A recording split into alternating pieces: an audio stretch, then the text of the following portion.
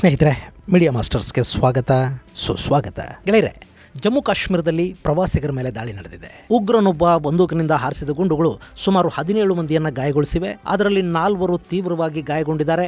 2 ಪ್ರವಾಸಿಗರು ಸಾವಿಗೀಡಾಗಿರೋ ಸುದ್ದಿಗಳು ಬರ್ತಾ ಇವೆ. ಆ ಪೈಕಿ ಒಬ್ಬರು ನಮ್ಮ ಕರ್ನಾಟಕದವರು, ಶಿವಮೊಗ್ಗದವರು ಇದ್ದಾರೆ. ಹಾಗೆ ಈ ದಾಳಿಯ ಹಿಂದೆ ಲಷ್ಕರ್ ಎ ತೈಬಾ ಸಂಘಟನೆಯ ಕೈವಾಡವನ್ನು ಶಂಕಿಸಲಾಗ್ತಾ ಇದೆ. ಹಾಗಾದ್ರೆ ಈ ದುರ್ಘಟನೆ ನಡೆದದ್ದಲ್ಲಿ ಆ ಪ್ರದೇಶದ ವಿಶೇಷ ಏನು? ಯಾಕೆ ಕಾಶ್ಮೀರದಲ್ಲಿ ಮತ್ತೆ ಉಗ್ರ ಕೃತ್ಯಗಳು ಹೆಚ್ಚಾಗ್ತಾ ಇವೆ? ಬನ್ನಿ ನೋಡೋಣ. ಗೆಳೆಯರೆ, ಕಾಶ್ಮೀರದಲ್ಲಿ ಆರ್ಟಿಕಲ್ 370 ರದ್ದಾದ ನಂತರ ಸೇನೆ ಹಾಗೂ ಸರ್ಕಾರ ತುಂಬಾನೇ ಕಠಿಣ ಕ್ರಮಗಳನ್ನು ಕೈಗೊಳ್ತಾ ಹೋದ್ವು. ಹೀಗಾಗಿ ಅಲ್ಲೊಂದಷ್ಟು ಉಗ್ರ ದಾಳಿಗಳ ಪ್ರಮಾಣ ಕೂಡ ಕಡಿಮೆ ಆದ ಹಾಗೆ ಕಾಣ್ತಾ ಇತ್ತು. ಕಲ್ಲು ತೂರಾಟಗಳು ನಿಂತು ಹೋಗಿದ್ವು. ಅಲ್ಲಿಗೆ ಸೇನೆ ಏನು ಸುಮ್ಮನಾಗಲಿಲ್ಲ. ಅಲ್ಲಿ ಆಪರೇಷನ್ ಸರ್ಪವಿನಾಶ್ ಪ್ರಾರಂಭ ಆಯಿತು. ಆಪರೇಷನ್ ಆಲ್ಔಟ್ ಅನ್ನು ಹಮ್ಮಿಕೊಳ್ಳಾಯಿತು.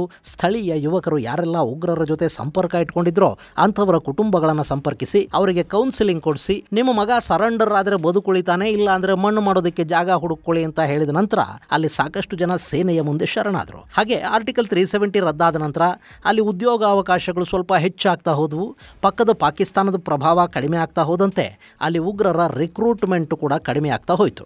ಆದರೆ ಒಂದಷ್ಟು ಹೈಬ್ರಿಡ್ ಉಗ್ರರು ಹಾಗೆ ಇದ್ದರು. ಓವರ್ ಗ್ರೌಂಡ್ ವರ್ಕರ್ಸು, ಸ್ಲೀಪರ್ ಸೆಲ್ಲುಗಳು ಹಾಗೆ ಉಳ್ಕೊಂಡಿದ್ವು. ಇದರ ಮಧ್ಯೆ ಪಾಕಿಸ್ತಾನದಲ್ಲಿ ಆಪರೇಷನ್ ಗನ್ ಮ್ಯಾನ್ ಶುರುವಾಯ್ತಲ್ಲ, ಅದಾದ ನಂತರ ಯಾರೆಲ್ಲ ಅಲ್ಲಿಂದ ಕಾಶ್ಮೀರದಲ್ಲಿ ಕೆಲಸ ಮಾಡಿಸ್ತಾ ಇದ್ರೋ ಅಂಥವರನ್ನು ಹುಡುಕಿ ಹೊಡೆದು ಕೆಡುವ ಕೆಲಸ ಶುರುವಾಯಿತು. ಇದೆಲ್ಲ ಕಾಶ್ಮೀರದಲ್ಲಿ ಒಂದಷ್ಟರ ಮಟ್ಟಿಗೆ ಉಗ್ರ ಕೃತ್ಯಗಳನ್ನು ನಿಲ್ಲಿಸಿತ್ತು. ಇಲ್ಲಿ ಯಾವಾಗ ಸ್ಥಳೀಯರ ರಿಕ್ರೂಟ್ಮೆಂಟ್ ಕಡಿಮೆ ಆಗ್ತಾ ಇದೆ ಅನ್ನಿಸ್ತೋ, ಲಷ್ಕರ್ ಜೈಷ್ನಂಥ ಸಂಘಟನೆಗಳು ಪಾಕಿಸ್ತಾನದಿಂದಲೇ ತರಬೇತಿ ಪಡೆದ ಉಗ್ರರನ್ನ ಗಡಿ ದಾಟಿಸಿ ಜಮ್ಮು ಕಾಶ್ಮೀರಕ್ಕೆ ಕರ್ಕೊಂಡು ಬರೋದಕ್ಕೆ ಶುರು ಮಾಡಿದ್ವು. ಇಲ್ಲಿ ಜಮ್ಮು ಕಾಶ್ಮೀರ ಹಾಗೂ ಆಕ್ರಮಿತ ಕಾಶ್ಮೀರದ ನಡುವೆ ಇರೋ ಪ್ರದೇಶದಲ್ಲಿ ಬೇಲಿ ಹಾಕೋ ಕೆಲಸ ನಡೆದಿಲ್ಲ. ಇಲ್ಲಿ ದಟ್ಟವಾದ ಕಾಡಿದೆ, ಕಣಿವೆಗಳಿವೆ.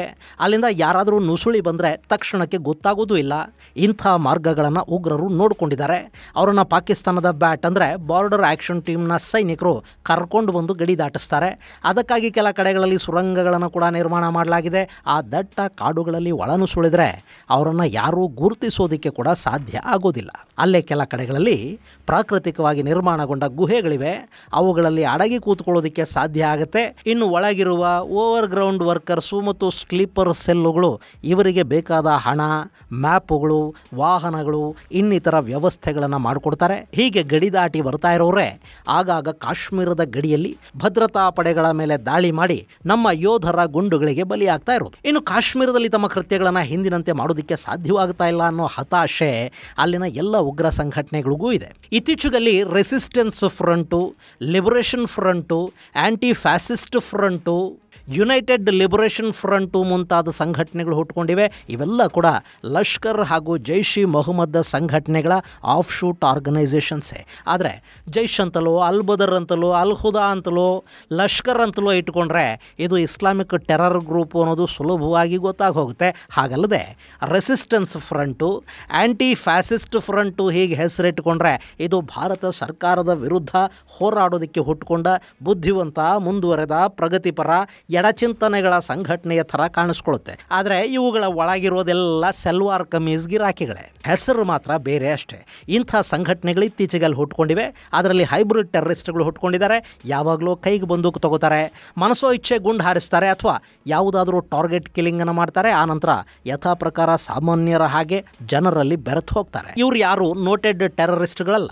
ಯಾವುದೋ ಅಂಗಡಿಯಲ್ಲಿ ಕೆಲಸ ಮಾಡ್ತಾ ಇರೋ ಯುವಕನೋ, ಸರ್ಕಾರಿ ಶಾಲೆಯ ಮೇಷ್ಟ್ರೋ, ಮೆಡಿಕಲ್ ಶಾಪ್ ಇಟ್ಟುಕೊಂಡವನೋ, ಆಸ್ಪತ್ರೆಯ ಮೇಲ್ ನರ್ಸೋ ಯಾರು ಬೇಕಾದರೂ ಆಗಿರಬಹುದು. ಕ್ರಿಮಿನಲ್ ಹಿಸ್ಟ್ರಿ ಇವ್ರಿಗಿರೋದಿಲ್ಲ. ಯಾವಾಗಲೂ ಉಗ್ರರ ಜೊತೆ ಇವರು ಕಾಣಿಸ್ಕೊಳ್ಳೋದು ಇಲ್ಲ.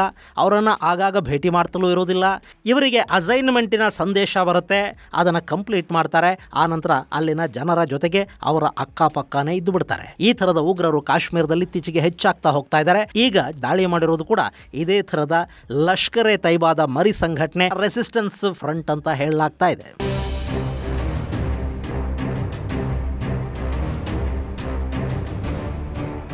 ಗೆಳೆಯರೆ, ಅಲ್ಲಾಗಿದ್ದೇನು ಅಂದರೆ ಅನಂತ್ನಾಗ್ ಜಿಲ್ಲೆಯಲ್ಲಿ ಪೆಹಲ್ಗಾಂವ್ ಅನ್ನೋ ಒಂದು ಊರಿದೆ. ನೀವಿಲ್ಲಿ ಮ್ಯಾಪಲ್ಲಿ ನೋಡ್ತಾ ಇದ್ದೀರಲ್ಲ, ಇದು ಪೆಹಲ್ಗಾಂವ್. ಗಡಿಯಿಂದ ಸ್ವಲ್ಪ ಒಳಗಿದೆ. ಹೀಗಾಗಿ ಅಲ್ಲಿ ತುಂಬ ದೊಡ್ಡ ಪ್ರಮಾಣದ ಉಗ್ರ ಚಟುವಟಿಕೆಗಳಿಲ್ಲ. ಆದರೂ ಆಗಾಗ ಪೆಹಲ್ಗಾಂವಲ್ಲಿ ಒಂದಷ್ಟು ಘಟನೆಗಳಾಗ್ತಾ ಇರುತ್ತವೆ. ಈ ಪೆಹಲ್ಗಾಂವ್ ಅತಿ ಹೆಚ್ಚು ಟೂರಿಸ್ಟ್ಗಳನ್ನು ಆಕರ್ಷಿಸುವ ಪ್ರದೇಶ. ಅಲ್ಲಿ ಸಾಕಷ್ಟು ರೆಸಾರ್ಟ್ಗಳಿವೆ. ಅಲ್ಲಿಂದ 5 ಕಿಲೋಮೀಟರ್ ದೂರದಲ್ಲಿ ಬೈಸಾರಣ್ ವ್ಯಾಲಿ ಇದೆ. ಗೆಳೆಯರೆ, ಇದನ್ನು ಮಿನಿ ಸ್ವಿಟ್ಜರ್ಲ್ಯಾಂಡ್ ಅಂತ ಕರೀತಾರೆ. ಸುತ್ತ ಹಿಮಾಚ್ಛಾದಿತ ಪರ್ವತಗಳು, ಎತ್ತರಕ್ಕೆ ಬೆಳೆದು ನಿಂತ ಪೈನು ಮರಗಳು, ಕಣ್ಣು ಹಾಯಿಸಿದಷ್ಟು ಹಸಿರು, ಹೀಗೆ ಸುಂದರವಾಗಿ ಕಾಣುವ ಈ ಬೈಸಾರನ್ಗೆ ಸಾಕಷ್ಟು ಜನ ಪ್ರವಾಸಿಗರು ಬರ್ತಾರೆ. ಈ ಜಮ್ಮು ಕಾಶ್ಮೀರ, ಅದರಲ್ಲೂ ಕಾಶ್ಮೀರ ಇದೆ ನೋಡಿ, ಅದರ ಪ್ರಮುಖ ಆದಾಯ ಮೂಲನೇ ಪ್ರವಾಸೋದ್ಯಮ.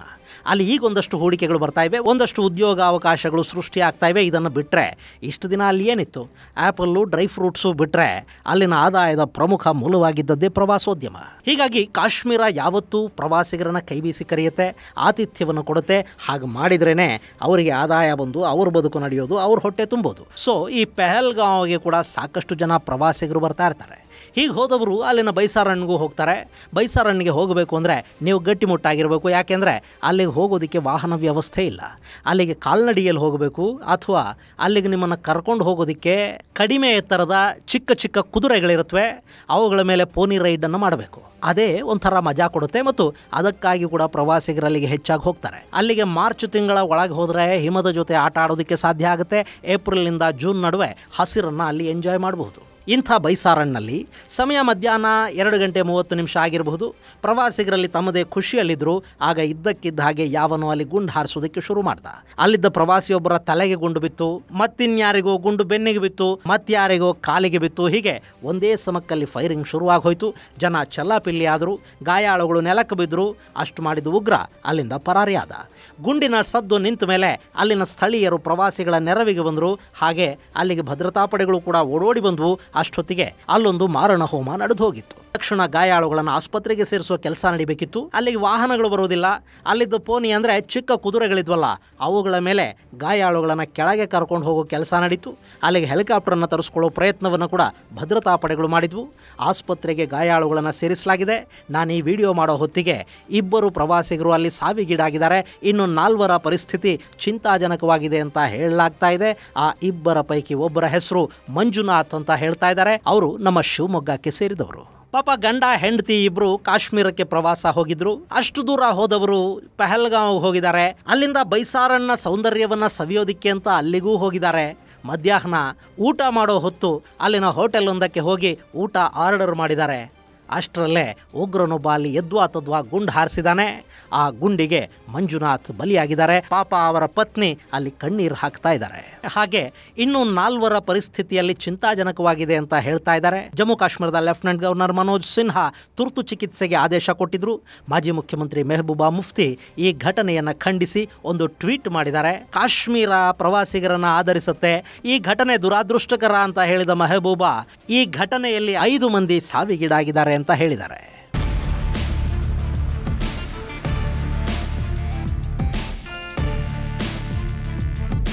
ಇನ್ನು ಈ ಘಟನೆಯ ಹೊಣೆಯನ್ನ ರೆಸಿಸ್ಟೆನ್ಸ್ ಫ್ರಂಟ್ ಹೊತ್ತುಕೊಂಡಿದೆ. ಈ ರೆಸಿಸ್ಟೆನ್ಸ್ ಫ್ರಂಟ್ ಅನ್ನೋದು ಲಷ್ಕರ್ ಎ ತೈಬಾದ ಲೋಕಲ್ ಉಗ್ರ ಸಂಘಟನೆ. ನಾನಾಗಲೇ ಹೇಳಿದ್ನಲ್ಲ, ಇಸ್ಲಾಮಿಕ್ ಉಗ್ರ ಸಂಘಟನೆಗಳ ಹೆಸರಲ್ಲದೆ ಬೇರೆಯದ್ದೇ ಹೆಸರಿಟ್ಟುಕೊಂಡ ಉಗ್ರ ಸಂಘಟನೆ ಇದು. ಅವರು ಈ ಕೃತ್ಯವನ್ನ ನಾವೇ ಮಾಡಿದ್ದು ಅಂತ ಹೇಳ್ಕೊಂಡಿದ್ದಾರೆ. ಇನ್ನು ಉಗ್ರನಿಗಾಗಿ ಹುಡುಕಾಟ ಶುರುವಾಗಿದೆ. ಕೂಂಬಿಂಗ್ ಆಪರೇಷನ್ ಅನ್ನ ಭದ್ರತಾ ಪಡೆಗಳು ಮಾಡ್ತಾ ಇವೆ.